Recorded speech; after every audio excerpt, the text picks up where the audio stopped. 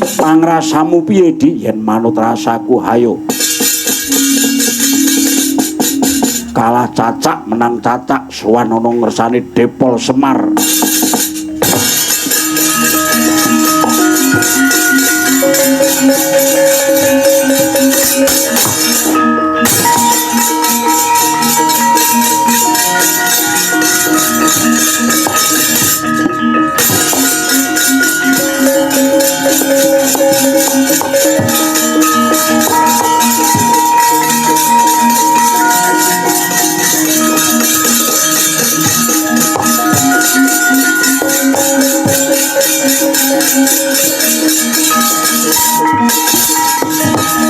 Semar iku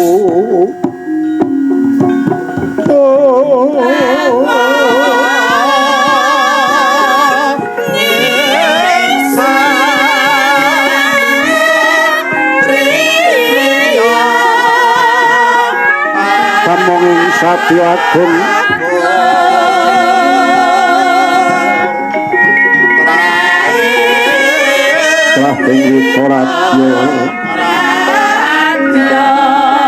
Kepuripan handayang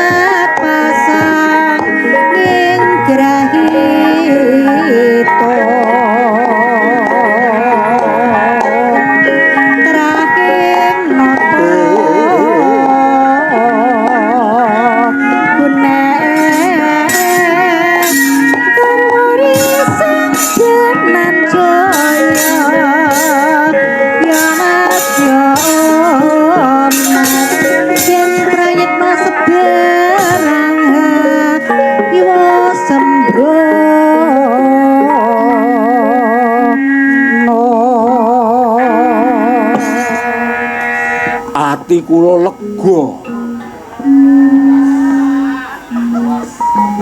sebabe apa babagan kembang pudak tunjung biru ingkang wis tak wenehake kowe Kakang ya marengi tekane kembang pudak tunjung biru lah kok dadi ing antariksa ana pangidunging widodari kasuwargan ingkang bisa gawe rasa pemarem Ndara Janaka. Iya iya.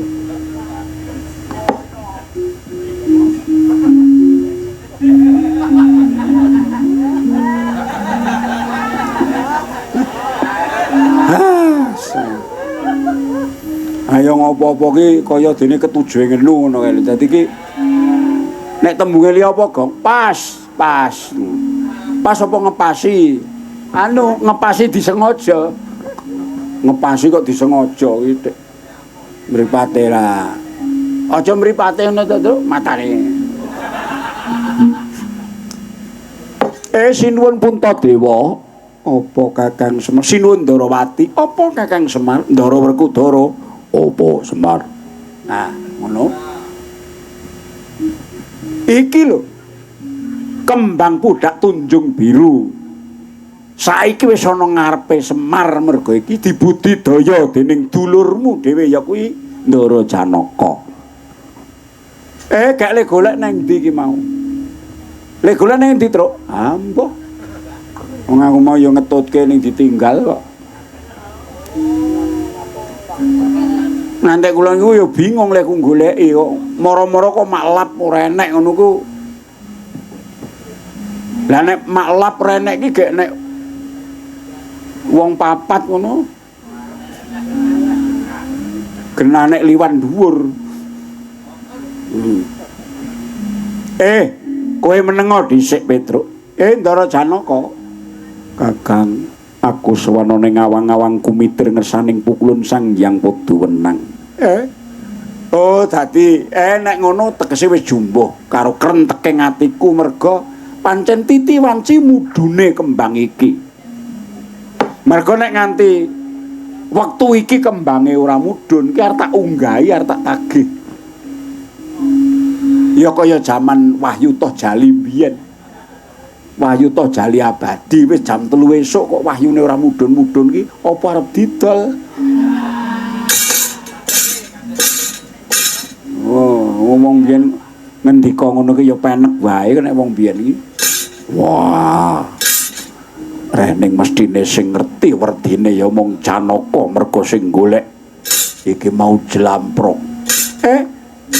Iki mengko ayo padha disurasa bareng-bareng merga pancen Ndara Janaka iki wis sowan Sang Hyang Wenang. Kakang samubarang wis kacakup. Jebul apa ingkang dadi panjalukmu kembang pudak tunjung biru iki mengko werdi ingkang luhur Kakang Semar. Iya, lah wong Semar kok apa kek njaluk ki aku ki mung sak njaluk. Apa Semar ki wong ngawur ngawu gawar ngono. Mboten ora.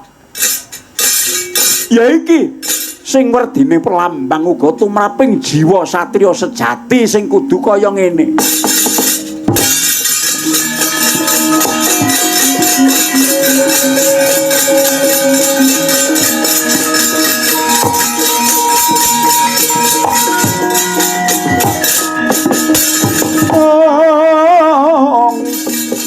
Nyat langening kalangyan aglar pandamuncar pinon ler kekonang surem sorote tan padang.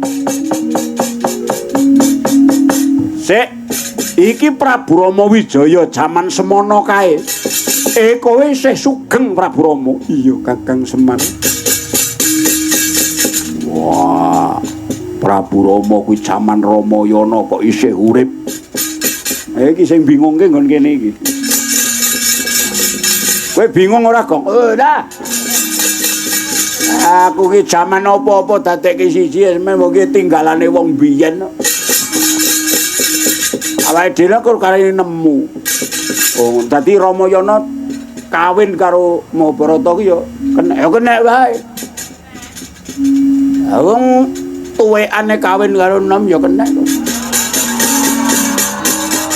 Iki kok terus mlayune kok terus rono ki lho. Iki Mahabharata karo Ramayana kenek. Nyatane ya dikawinke no. Iya. Kowe Prabu Rama. Ya gene Kiai Semar ora gelem ngomong marang Prabu Rama. Apa salahku apa luputku Kiai Semar? Kok sik aku ki sejatine ngemong sapa wae ya gelem watone isih duwe jiwa perwira. Apa kurang perwirane Prabu Rama? Wiwit biyen nganti tumeka saiki nggonku mung tansah lumaku dharma. Ana ing tengah-tengahing jujur lan adil. Salahku nggon ndi dene sira ora gelem ngomong marang Prabu Rama, Kiai Semar. Kok sik. Iki wis kinodrat. Ora kok mergo aku gondelan kodrate ora ning nyatane sing iso golek kembang iki Raden Janaka tegese sing tak mong ya Pandhawa.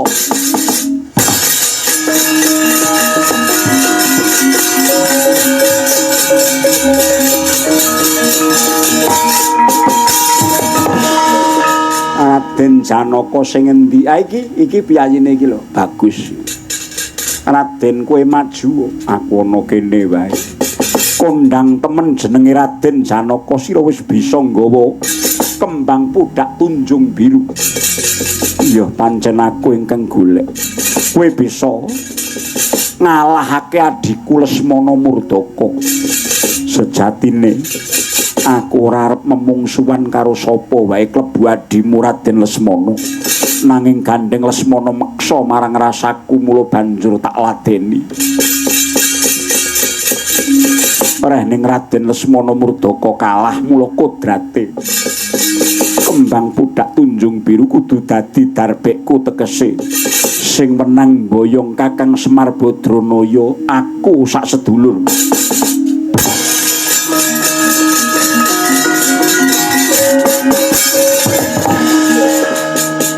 Si raja mesthekke yen to bisa mboyong Semar. Ngerti ya? Sadurunge momong Pandhawa Kyai Semar kuwi luwih dhisik momong Prabu Rama. Tak baleni meneh. Sadurunge Kyai Semar momong Pandhawa, Kyai Ismaya kuwi luwih dhisik momong menyang ingsun. Mengko dhisik Sang Prabu, iki sapa? Aku Prabu Kresna. Prabu Kresna kuwi sapa? Aku Ratu Ndarawati. Yo, lilanana aku tak maju.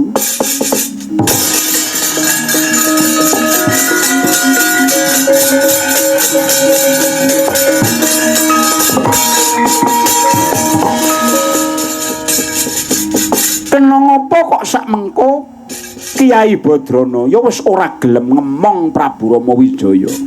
Kowe kudu mulatsanira. Ora ariken luwih dhisik jagatmu Prabu Rama.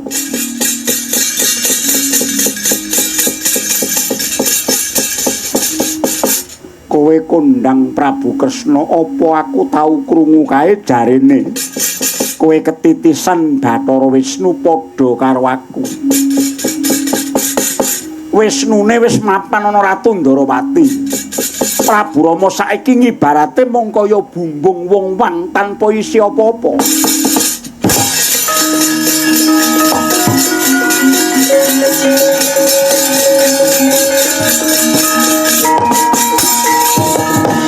Nah, anane Kresna maju, Kresna karo Janaka ki ora ana bedane. Ngibarate kaya kembang karo sarine, kaya madu lan manise geni lan urupe. Tumrap panyawange Prabu Rama meksana bedane, merga wujude ora padha. Apa meneh jerone mesti beda. Tegese nek kowe nyawang ngono urung pana karo sejatine Bathara Kresna. Raden Janaka ngerti ya. Kabeh sing ditunggu Semar kuwi dudu wong ala-ala nanging jiwa satriya sejati sing saguh dadi sarana katentreman. Wani kurban lan netepi jiwa satriya. Mongko wong sing ngugemi jiwa satriya mono ora gampang. Kudu wani tenan ngurbanake apa wae. Abot pitukone. Aku biyen tak rewangi urip ana ngalas Dedaka 14 taun. Aku kelangan bojo Yayi Dewi Sinta tetaunan. Kelangan wong tuwa Kanjeng Rama Prabu Dasarata seda merga ngenes penggali. Dulurku Lesmana dadi kurban nganti sakyahene dadi wong wadat. Kuwi kabeh mung merga salahku. Kawula wujud kethek pirang-pirang ewu padha dadi kurban nggonku njecekake adil lan bebener. Pirang-pirang lelakon abot kang tak tempuh uripku tak dadaki lan tak lakoni. Balik Raden Janaka mung perkara nggawa kembang pudak Tunjung Biru lan boyong Kakang Semar. Sira wis mesthekake bisa gawe tentrem, ngerti ya? Nadyan kowe cundhuk kembang pudak Tunjung Biru cacah 1000. Lan kowe uga ditunggu Semar 1000 yen sira minta apa-apa tangeh bisa ndandani kahanan iki.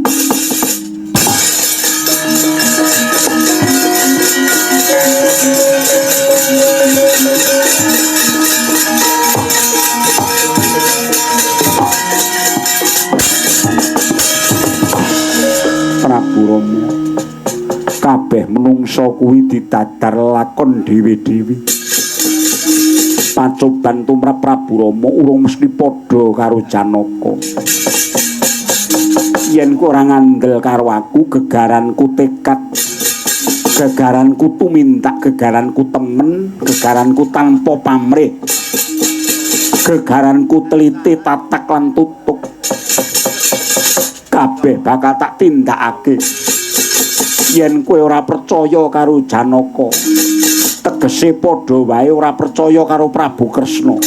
Ora percaya karo Prabu Kresna lan Janaka tegese kowe wis ora ngandel karo pakaryane Bathara Wisnu.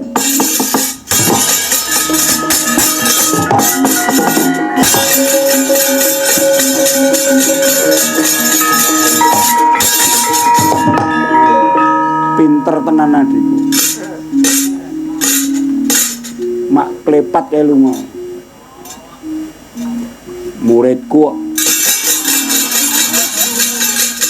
Muridé sapa, Tru? Nani. Kabeh ngaku murid. Tempun kula atur lenggah prayogi. Kakang Semar kowe tetep diboyong Pandhawa. Nggih, nggih. Kula niku nek nggih. Bapak niku nek pun janji bubar jam pinten ngoten nggih. Nggih ditetepi. Mboten tahu kok. Risik.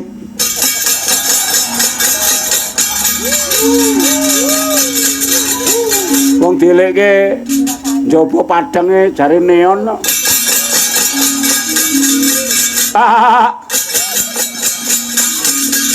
Wedhus elek Petruk kuwi aja nyentulani wong. Nika Prabu Rama bali menyang negarane ning kae wis bingung. Merga jagate Prabu Rama wis beda. Kae wis ora dilungguhi Bathara Wisnu. Kae mung kari golek kasampurnan. Sampurnaning pati.